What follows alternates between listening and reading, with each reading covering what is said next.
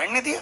अब दौड़ कर गया और नारायण के चरणों को पकड़कर कहा, नाथ आप क्यों आए हो ये तो बताओ। भगवान ने कहा, आपको मालूम नहीं, मैं लक्ष्मी को लेने आया हूं, पर लक्ष्मी को तो मैं अपने यहां रखना चाहता हूं नाथ, मैं इसको छोड़ नहीं सकता।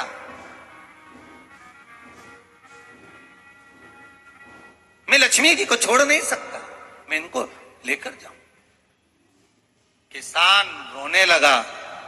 तब भगवान नारायण ने धनतेरस की पूजन का महत्व समझाया। तब भगवान ने धनतेरस की पूजन का महत्व समझाया। सुनो किसान, मृत्यु लोक में रहने वाला मानव अगर धनवंतरी की पूजन करता है, धनतेरस के दिन कार्तिक महीने में पड़ने वाली सुंदर त्रयोदशी तिथि को जो धनवंतरी की पूजन करेगा, उसके घर से लक्ष्मी कभी बाहर नहीं जाए।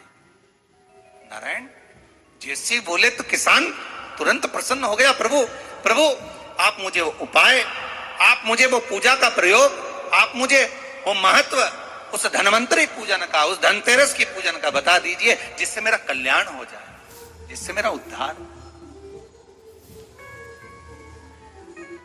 भगवान विष्णु बोले, किसान सुनो,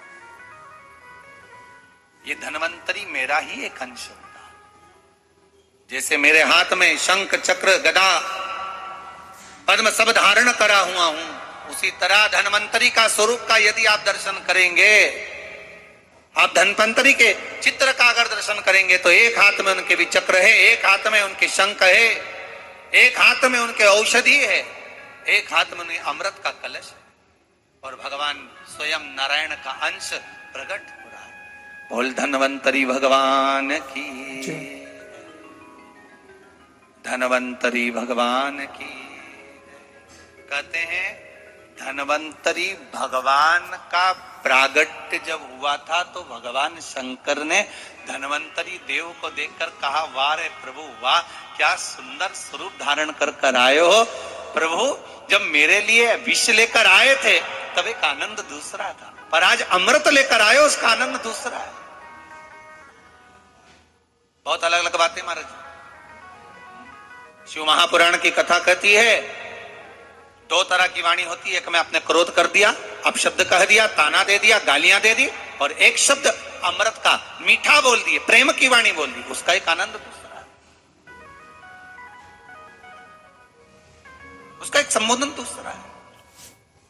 एक विष लेकर आ रहा है, एक अमृत लेकर आ रहा है। शिव जी कहते हैं जो अमृत लेकर आ रहा है उसका आनंद ही दूसरा है, उसके चेहरे की चमक ही दूसरी। भगवान विष्णु कहते हैं, सुनो किसान, मैं आपको धनवंतरी पूजन का विधान बताता हूं। भगवान कहते हैं, किसान सुंदर कृष्ण पक्ष की त्रयोदशी को कार्तिक के महीने में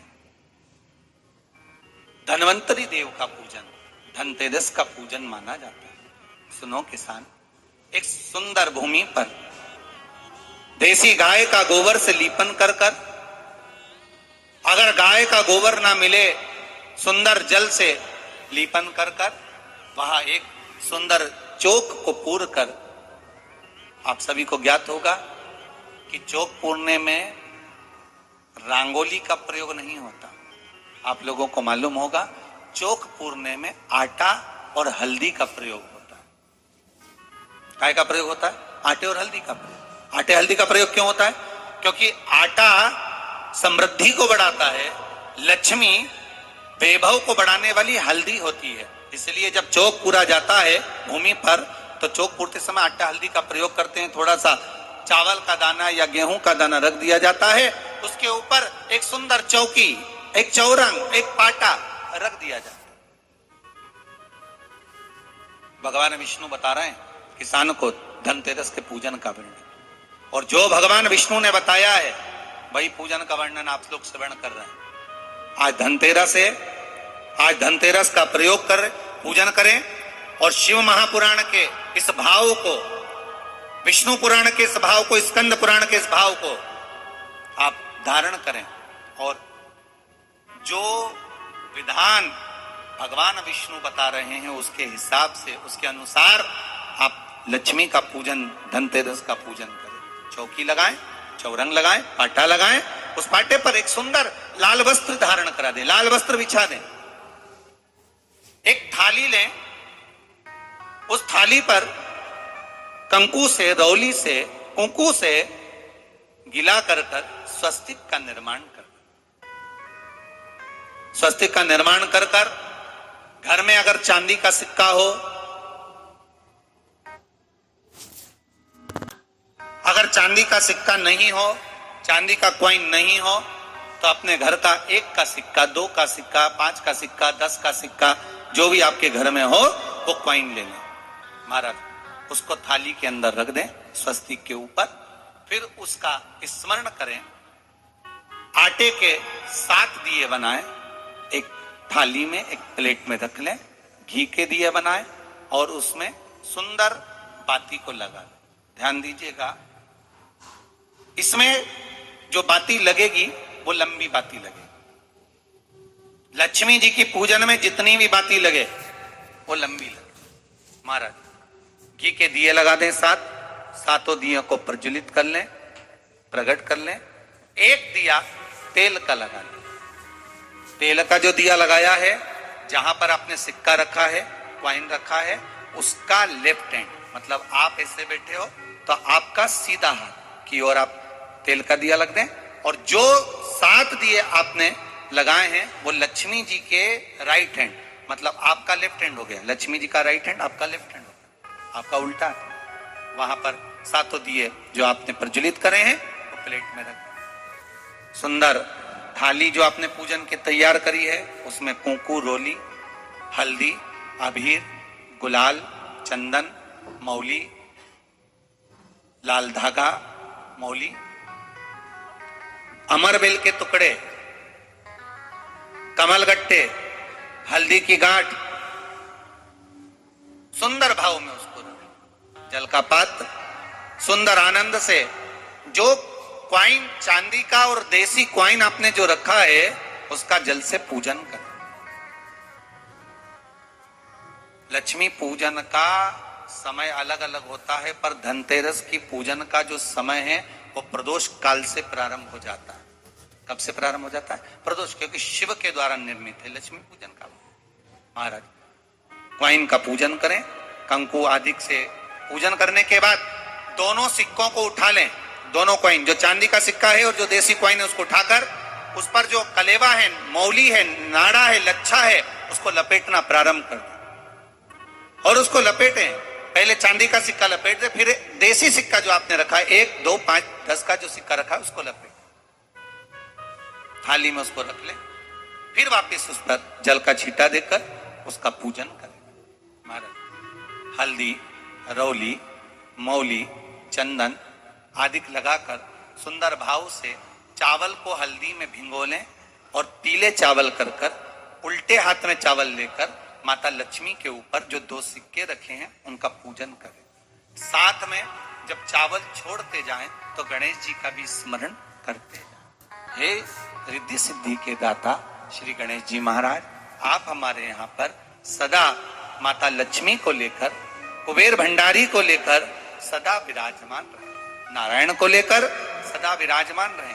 चावल छोड़ते जाएं और बाबा से विनती करते जाएं, माता लक्ष्मी से निवेदन करते जाएं, भगवान शिव का स्मरण करें, भगवान नारायण का स्मरण करें, माता लक्ष्मी का स्मरण करें, रिद्धि सिद्धि के दाता भगवान श्री गणेश जी महाराज का स्मरण करें, छोड़ते जाएं। जब चावल पूर्ण छोड़ देवे, पूजन पूरी तरह से हो जाए, तब महाराज 7 सुंदर आनंद से अमरबेल के टुकड़े, अमरबेल वृक्ष पर एक पीले कलर की बेल चलती है, पीली, उसमें पत्ते नहीं होते, वो किसी भी वृक्ष पर डली रहती, वो अमरबेल कहलाती।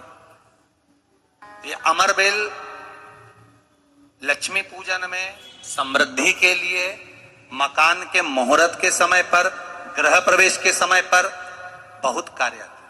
महाराज ये अमरबेल को पानी की जरूरत भी नहीं पड़ती, आप रूप किसी वृक्ष पर डाल दी जाए वो अपने आप फलती चली जाती है। उसी तरह हमारे यहाँ भी हम भगवान से यही प्रार्थना करते हैं, जैसे अमरबेल बिना पानी पड़े भी किसी भी वृक्ष पर डाल दी जाए, पनपती जाती है, बढ़ती चली जाती है, ऐसे हमारे घर में वैभव लक्ष्मी बढ़ती जाए, अमरबेल के 7 टुकड़े, कमल गट्टे 7, हल्दी की गठान 7 माता लक्ष्मी को समर्पित कर दें। दोनों हाथों में हल्दी पिसी हुई लीजिए और माता लक्ष्मी के ऊपर उसे चढ़ाना प्रारंभ कर दीजिए। 7 बार पिसी हुई हल्दी वो सिक्कों पर चढ़ा दें, अपनी मनोकामना कर कर अपने घर में माता लक्ष्मी को विराजमान करने के। जब हल्दी पूर्ण चढ़ जाए, हाथ में कुंकू ले लीजिए, रोली ले लीजिए, उस रोली कुंकू को भी माता लक्ष्मी को समर्पित करिए। तब इसके पश्चात सुंदर जो भी घर में मिष्ठान हो, मीठा हो, नहीं हो, शक्कर हो, गुड़ हो, मिश्री हो, जो भी आपके पास में हो, खड़ी शक्कर हो, वो भगवान को माता लक्ष्मी को भोग रख दीजिए। अगर कुछ मीठा बना हो तो मीठा रख दीजिए। महाराज, घर में संपूर्ण पूजन कर कर आपके घर में जो देवालय में भगवान बैठे हैं उनका भी पूजन करिए। पूजन करने के पश्चात आप माता लक्ष्मी से निवेदन करिए, हे माँ, आप हमारे यहाँ सदा विराजमान हो। महाराज, ये जो पूजन है भगवान विष्णु जो बता रहे हैं किसान को, ये 5 दिन की पूजन है पूरी। आज कौन से दिन का पूजन बता रहे हैं? पहले दिन का। आज धनतेरस से रूप चौदस, अमावस्या, एकम और दूज, ये 5 दिन तक दीपावली का पर्व मनाया जाता है, दीप महोत्सव मनाया जाता है। पूजन करने के बाद जो 7 दिए आपने प्लेट में रखे हैं, थाली में रखे हैं पूजन के लिए, घी के उन 7 दियों से माता लक्ष्मी की आरती उतारी।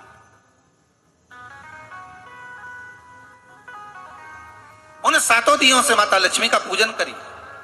माता लक्ष्मी से विनती करिए, मां, हम आपके पुत्र हैं। मां, आप हमारे घर का रास्ता भूल गई हो।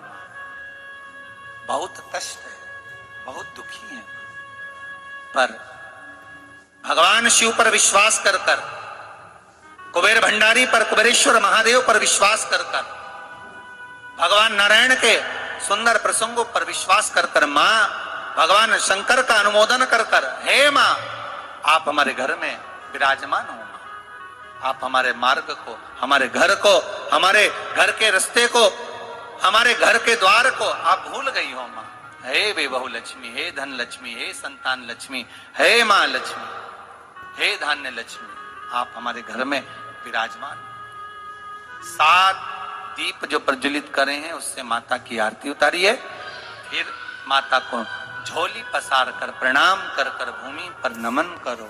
जब झोली पसार कर प्रणाम करें, झोली को अपनी ओर गिरा लें और माता को नमन कर कर जो 7 दिए आपने लगाए हैं, उन 7 दिए को अलग अलग स्थान पर ले जाकर, जैसे घर के हॉल में, एक रसोई घर में, एक जहां पर आप लक्ष्मी रखते हो उस स्थान पर, एक घर के द्वार के पास में, एक तुलसी के क्यारे के पास में, ऐसे अलग अलग 7 स्थान पर उन दीप को रख दिया है। महाराज, एक भगवान का जहां पूजन हुआ है, लक्ष्मी की जहां आराधना करिए, एक दीप वहां पर भी रखा जाए। जो तेल का दिया लग रहा है उसके पास में, फिर कहेंगे तेल का दिया माता लक्ष्मी के उल्टे हाथ पर और घी का दिया माता लक्ष्मी के सीधे हाथ।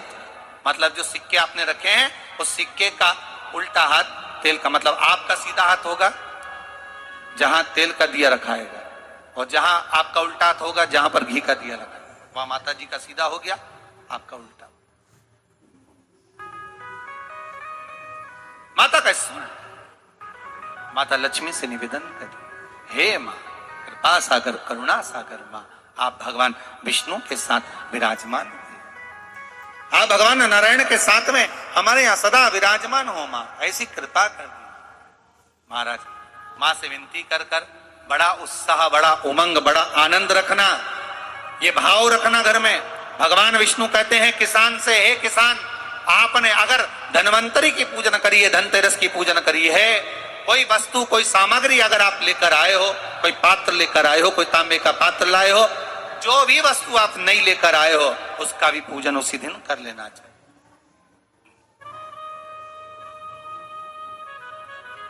उसका भी पूजन, बड़ा भाव रखकर भगवान विष्णु ने किसान को बताया। बड़ा भाव। किसान सुनकर बड़ा प्रसन्न हुआ। नारायण प्रभु, क्या मां फिर मेरे घर में रहेगी? भगवान कहते हैं, सुनो किसान, ये लक्ष्मी, अगर आप धनवंतरी का पूजन करते हो, धनतेरस का पूजन, सुंदर कार्तिक के महीने की कृष्ण पक्ष की त्रयोदशी को अगर आप कर रहे हो, तो ये लक्ष्मी भले मेरे साथ बैकुंठ में जाकर रहे, पर लक्ष्मी का एक अंश तुम्हारे घर से कभी नहीं जाएगा, वो सदा विराजमान रहेगा। ऐसी है मां धन्वंतरी की पूजन।